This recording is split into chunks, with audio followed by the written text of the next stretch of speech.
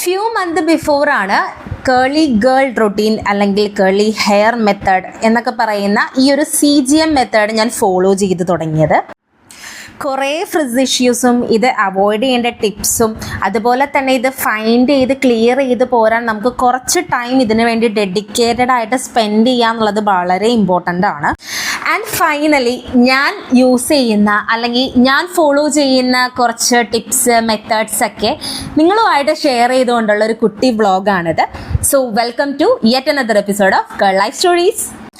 First one വന്നിട്ട് കേളപ്പിൻ്റെ product ആയിരുന്നു and second one is true ഫ്രോഗിൻ്റെ പ്രൊഡക്റ്റാണ്.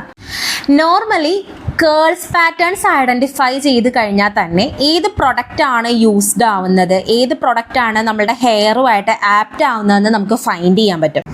നമ്മുടെ കേൾ പാറ്റേൺസ് ബ്രേക്ക് ചെയ്യാതെ നല്ല ഡിഫൈൻഡ് ആയിട്ടുള്ള കേൾസ് നമ്മളുടെ ഹെയറിലാക്കി എടുക്കാനായിട്ട് നമുക്ക് നന്നായിട്ട് പറ്റും.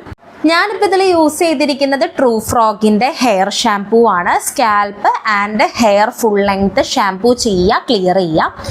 വാട്ടർ കണ്ടൻറ്റ് കുറയാതെ തന്നെ വൺസ് നമ്മളുടെ ഹെയറിലുള്ള ഈ ഷാംപൂവിൻ്റെ ടെക്സ്ചറൊക്കെ വാഷ് ചെയ്തതിന് ശേഷം ട്രൂ ഫ്രോഗിൻ്റെ തന്നെ കണ്ടീഷണർ, ഡീപ്പ് കണ്ടീഷണറാണ് ഞാൻ ചെയ്യാറുള്ളത്. അതായത് കണ്ടീഷണർ നമ്മൾ നല്ല രീതിയിൽ അപ്ലൈ ചെയ്യാറുണ്ട് scalp and hair full length.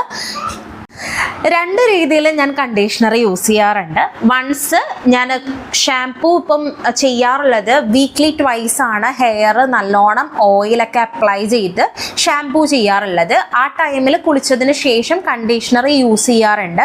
അതല്ലാതെ മറ്റൊരു രീതിയിലും കൂടെ ഞാൻ കണ്ടീഷണർ യൂസ് ചെയ്യാറുണ്ട്. അത് ഹെയർ റിഫ്രഷ് ചെയ്യാറായിട്ടാണ്. അതായത് ഫ്രിസ് ഇടയ്ക്ക് നമ്മൾ കുളിച്ചതിന് ശേഷം അല്ലെങ്കിൽ നമ്മളിപ്പോൾ ഒരു 2-3 ഡേയ്സ് കഴിയുമ്പോഴാണ് ഹെയർ ഒന്നുകൂടി വാഷ് ഓഫ് ചെയ്യുന്നതെന്നാണെങ്കിൽ നമ്മൾ ആ സമയത്ത് കണ്ടീഷണർ, അതായത് നമ്മൾ ഹെയർ ഇപ്പം ഷാംപൂ ചെയ്യേണ്ട ആവശ്യമില്ല, കണ്ടീഷണർ യൂസ് ചെയ്യുന്ന ഒരു രീതിയുണ്ട്, ഒരു മെത്തേഡ് ഉണ്ട്. അത് ഞാൻ കാണിക്കാം. പിന്നീട് ഒരു ദിവസം ഞാൻ വേറൊരു വീഡിയോയിൽ ഞാൻ കാണിച്ചു തരാം. ഇതിപ്പോൾ ഷാംപൂ ചെയ്യുക, കണ്ടീഷണർ അപ്ലൈ ചെയ്യുക, ഒരു 5 to 10 minutes കണ്ടീഷണർ തലയിൽ തന്നെ വെക്കുക. എന്നിട്ട് അതങ്ങ് വാഷ് ഓഫ് ചെയ്യുക. നല്ല രീതിയിൽ ഹെയറിൽ കണ്ടീഷണർ അപ്ലൈ ചെയ്തിട്ടുണ്ടാവണം. പിന്നെ വരുന്നത് നമുക്കിങ്ങനെ ഒരു സ്ക്രഞ്ചിങ് മെത്തേഡാണ്. അതായത് കണ്ടീഷണർ വൺസ് യൂസ് ചെയ്തിട്ടുണ്ടെന്നാണെങ്കിൽ ഒരു 5 to 10 minutes നമ്മൾക്കിത് ഹെയറിൽ തന്നെ കീപ്പ് ചെയ്യാം.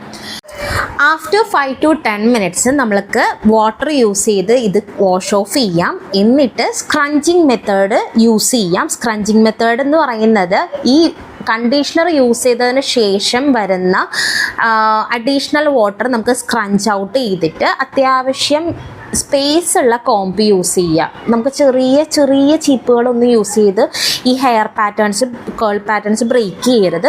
വലിയ ചീപ്പ് യൂസ് ചെയ്യുക. ഈ വെറ്റ് ഹെയറിൽ വൺസ് ഒന്ന് കോംപ് ചെയ്തതിന് ശേഷം സെയിം തന്നെ സ്ക്രഞ്ച് ചെയ്യുക, ഹെയർ നല്ലോണം സ്ക്രഞ്ച് ചെയ്യുക. എന്നിട്ട് പ്ലോപ്പിംഗ് മെത്തേഡ് യൂസ് ചെയ്യണം. ഇപ്പം തന്നെ നല്ല ഡിഫൈൻഡ് കേൾസ് നമുക്ക് കിട്ടിയിട്ടുണ്ട്.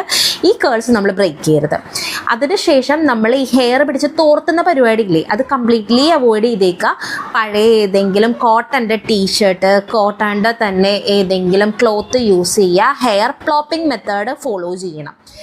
കോട്ടൺ ക്ലോത്ത്സ് ആകുമ്പോൾ വാട്ടർ നന്നായിട്ട് അബ്സോർബ് ചെയ്യും. അങ്ങനെ നല്ലൊരു കുളി പാസ്സാക്കിയതിന് ശേഷം നമുക്ക് കിട്ടിയിരിക്കുന്ന അടിപൊളി കേൾസാണിത്.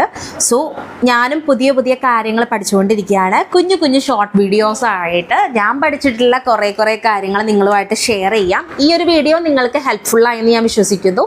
നിങ്ങളിതൊന്ന് ജസ്റ്റ് ട്രൈ ചെയ്ത് നോക്കുക. ട്രൈ ചെയ്ത് നോക്കിയിട്ട് നിങ്ങളുടെ ഫീഡ്ബാക്ക് കമൻറ്റ് സെക്ഷനിൽ അറിയിക്കാം.